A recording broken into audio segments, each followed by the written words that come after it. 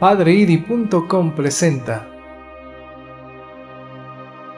Un faro en el horizonte. Historias de un santo. 27 de agosto. Santa Mónica. Hoy celebramos a Santa Mónica, que con su testimonio logró convertir a su marido, a su suegra y a su hijo San Agustín, quien también es un gran santo de la Iglesia. Santa Mónica fue una mujer con una gran fe y nos entregó un testimonio de fidelidad y confianza en Dios, por lo que alcanzó la santidad cumpliendo con su vocación de esposa y madre. Mónica, la madre de San Agustín, nació en Tagaste, África del Norte, a unos 100 kilómetros de la ciudad de Cartago, en el año 332. Sus padres se encomendaron la formación de sus hijas a una mujer muy religiosa y estricta en disciplina. Ella no las dejaba tomar bebidas entre horas, aunque aquellas tierras son de clima muy caliente, pues les decía: ahora cada vez que tengan sed, van a tomar bebidas para calmarla, y después que sean mayores y tengan las llaves de la pieza donde está el vino, tomarán licor, y esto les hará mucho daño. Mónica le obedeció los primeros años, pero después, ya mayor, empezó a ir a escondidas al depósito, y cada vez que tenía sed, tomaba un vaso de vino. Mas sucedió que un día regañó fuertemente a un obrero, y éste por defenderse le gritó borracha. Esto le impresionó profundamente, y nunca lo olvidó en toda su vida, y se propuso no volver a tomar jamás bebidas alcohólicas. Pocos meses después fue bautizada.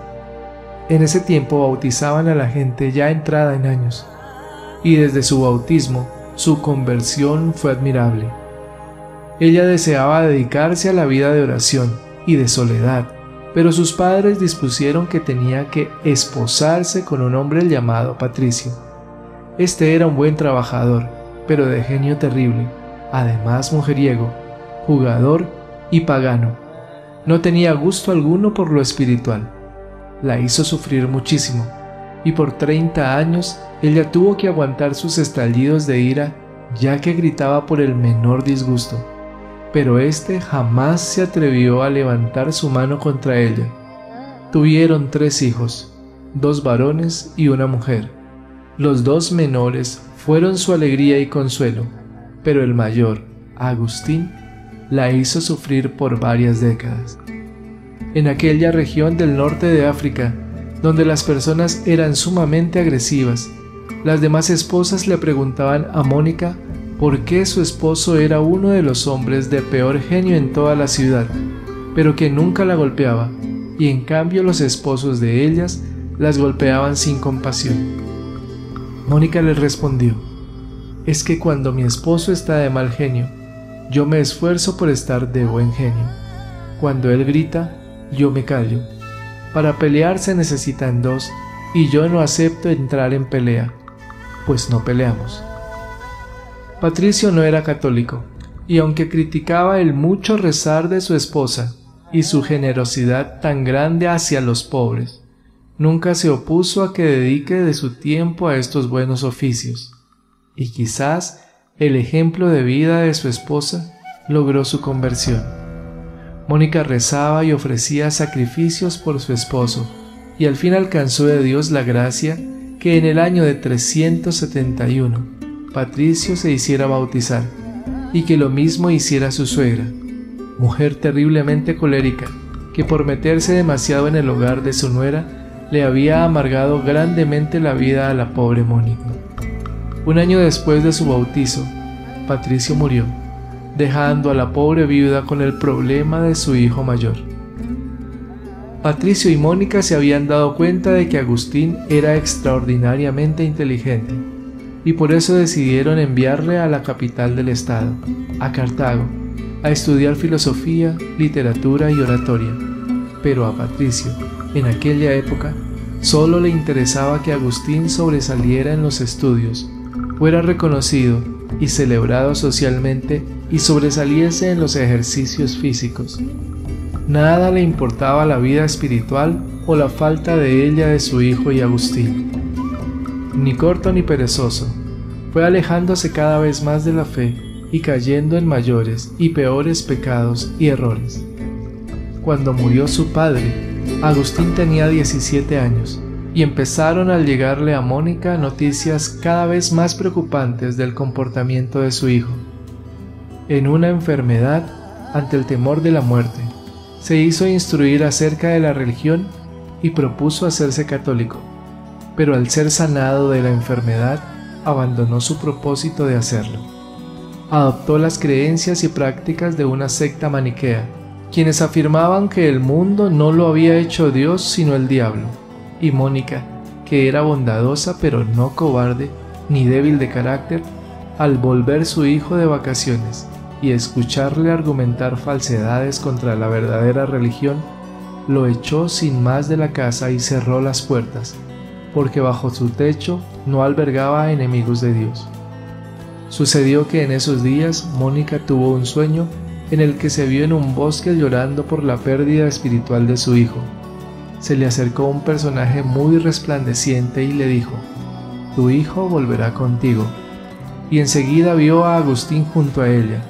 Le narró a su hijo el sueño y él le dijo, lleno de orgullo, que eso significaba que ello significaría que se iba a volver maniquea, como él.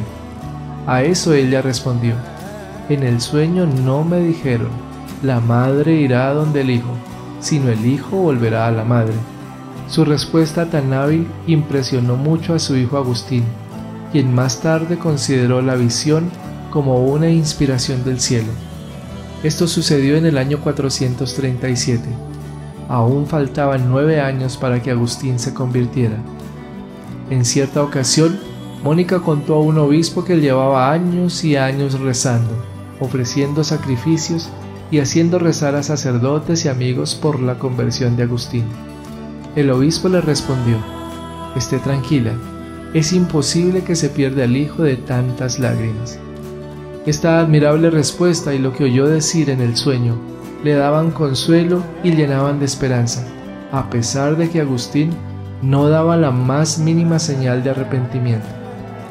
A los 29 años, Agustín decide irse a Roma a dar clases. Ya era todo un maestro.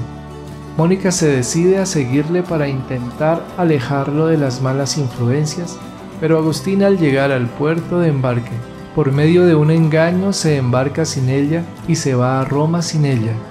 Pero Mónica, no dejándose derrotar tan fácilmente, toma otro barco y va tras de él. En Milán, Mónica conoce al santo más famoso de la época en Italia, el célebre San Ambrosio, arzobispo de la ciudad.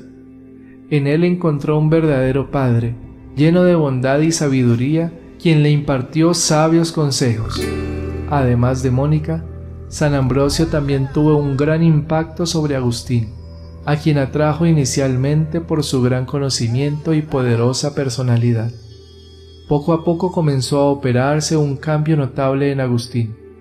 Escuchaba con gran atención y respeto a San Ambrosio, desarrolló por él un profundo cariño y abrió finalmente su mente y corazón a las verdades de la fe católica.